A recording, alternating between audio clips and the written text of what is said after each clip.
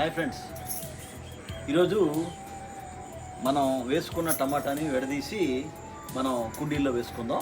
Already వేసుకున్నాం. మనం ఏం లేదు, మన ఇంట్లో ఉండే బాగా పండిపోయిన టమాటాలని కొన్ని కుండీల్లో వేసుకొని అవి లేచిన తర్వాత మనం వాటిని విడదీసుకొని పెద్ద కుండీల్లో వేసుకోవాలి. ఇలా ఈ సైజుకి వచ్చిన మొక్కల్ని మనం తీసుకొని అవి మనం వేరే చోట నాటుకోవాలి. ఇదిగో ఇప్పుడు నేను మీకు చూపిస్తున్నాను, చూడండి. ఇలా తీసుకున్న మొక్కల్ని మనం కుండీలో వేసుకుంటున్నాం ఫ్రెండ్స్. మట్టి పొడిగా ఉండే చోట చూసుకొని మనం ఆ కుండీలో వీటిని నాటుకోవాలి.